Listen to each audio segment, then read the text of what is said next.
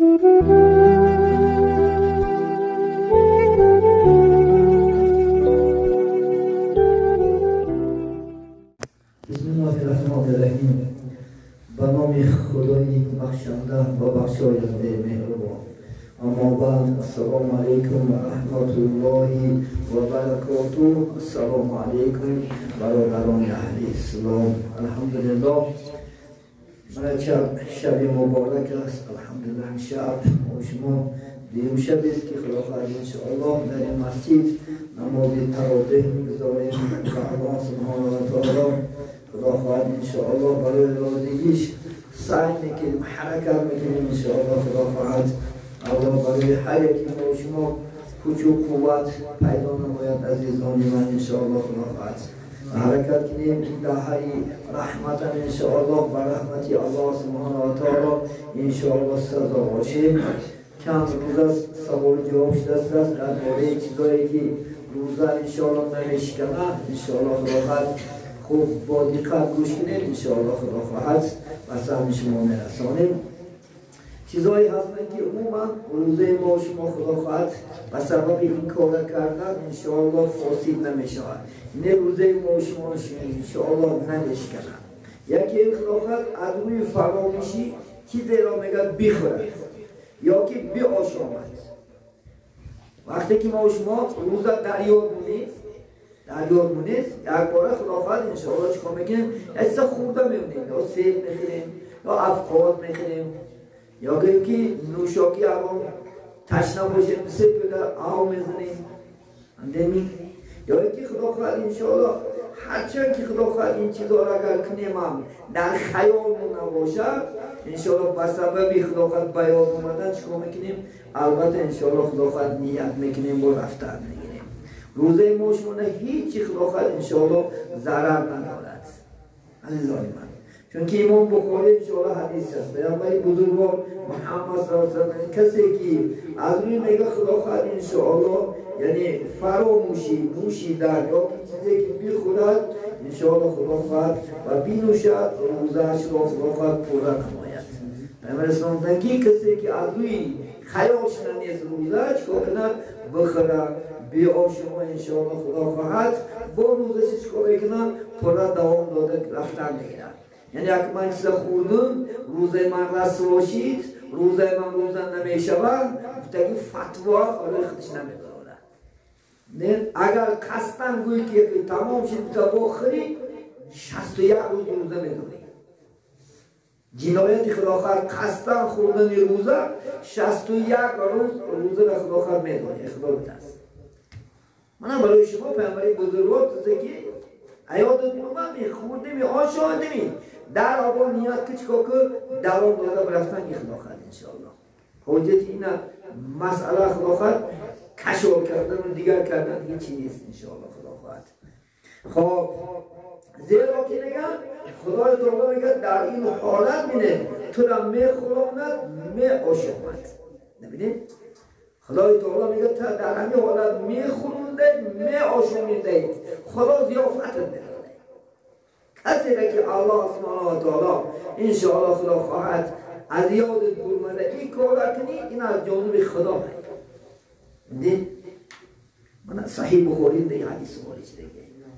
ولی انشاءالله در آن یکم بیگه بگو چکا میکنیم انشاءالله خدا خواهد ایدامه داده دوام داده انشاءالله رفتن بگیریم انشاءالله خدا خواهد.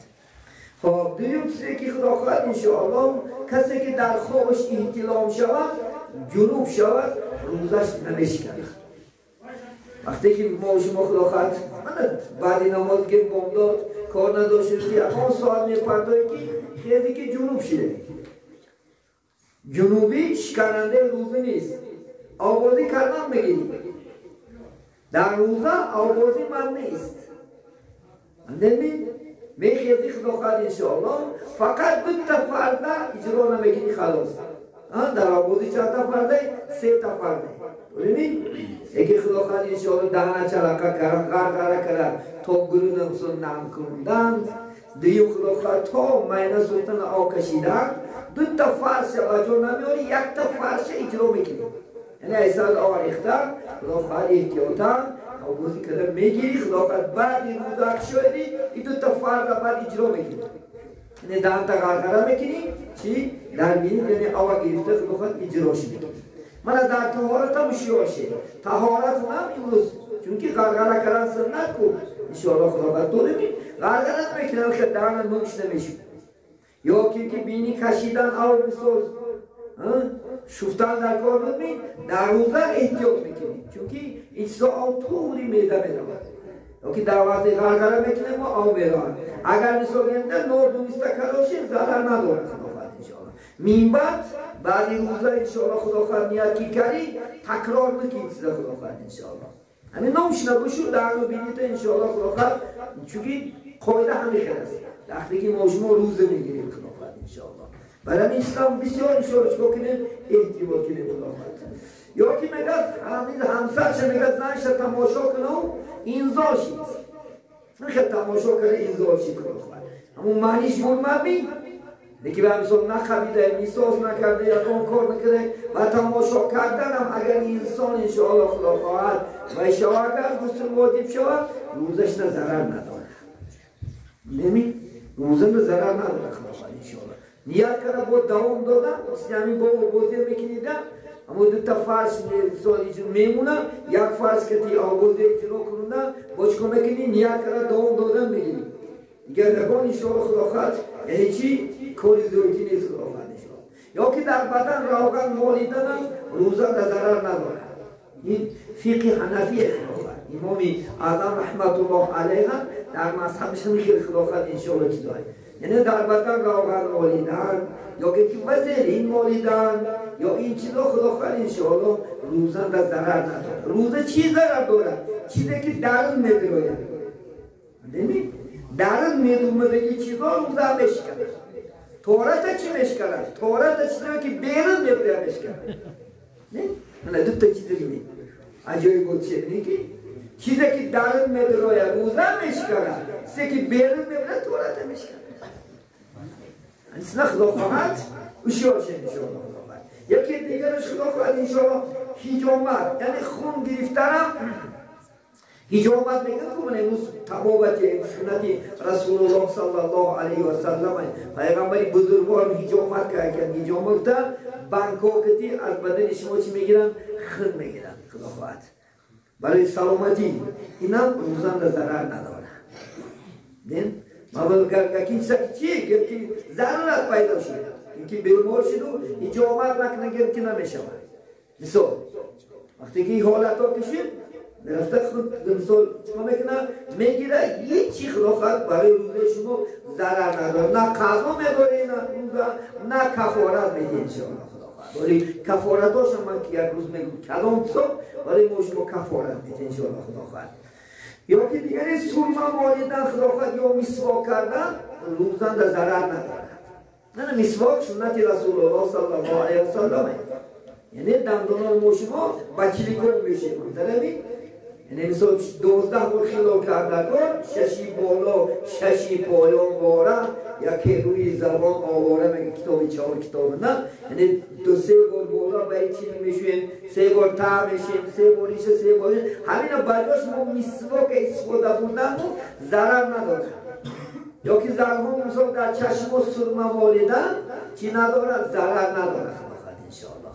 نمیشکنه یکم روزن انشاءالله خدا خواهد ضرر نداره خدا خواهد انشاءالله خب